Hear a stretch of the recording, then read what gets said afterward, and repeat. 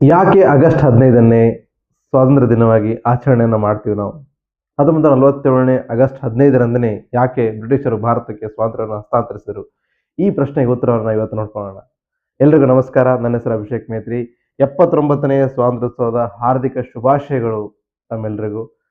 1947 August 15ರಿಂದ ಭಾರತಕ್ಕೆ ಸ್ವಾತಂತ್ರ್ಯ ಸಿಕ್ತು. ಸೊ ಇದರ 2 ವರ್ಷ ಹಿಂದೆ ಹೋಗೋಣ ನಾವು.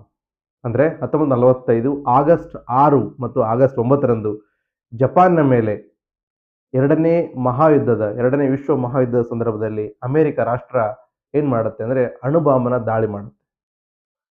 ಸೊ ಈ ಪರಿಣಾಮವಾಗಿ ಜಪಾನ್ ಆಗಸ್ಟ್ 15 1945ರಂದು ಅಮೆರಿಕ ಮತ್ತು ಇಂಗ್ಲೆಂಡ್ನ ಕಂಬೈನ್ಡ್ ಆರ್ಮಿ ಮುಂದೆ ತನ್ನ ಶರಣಾಗತಿಯನ್ನ ಒಪ್ಕೊಳ್ಳುತ್ತೆ.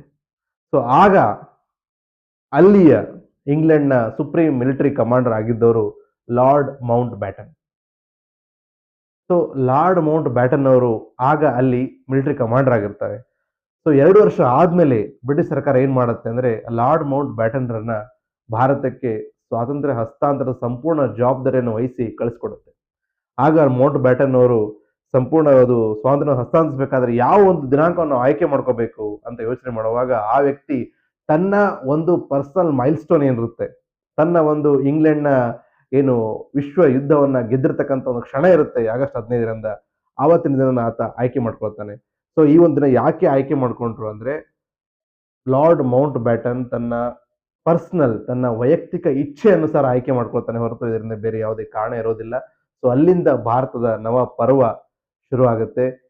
ಇನ್ನು ಮುಂದೆ ಭಾರತ ಸ್ವಾತಂತ್ರ್ಯೋತ್ಸವದಲ್ಲಿ ನಾವೆಲ್ಲರೂ ಕೂಡ ಅನಕ್ಷರತೆ, ಬಡತನ, ನಿರುದ್ಯೋಗ ಇದೆಲ್ಲರಿಂದ ಮುಕ್ತಿಯನ್ನು ಹೊಂದಿ ಭಾರತ ವಿಶ್ವಗುರು ಆಗಲಿ ಅಂತ ನಾವೆಲ್ಲರೂ ದೇವರಲ್ಲಿ ಪ್ರಾರ್ಥಿಸೋಣ.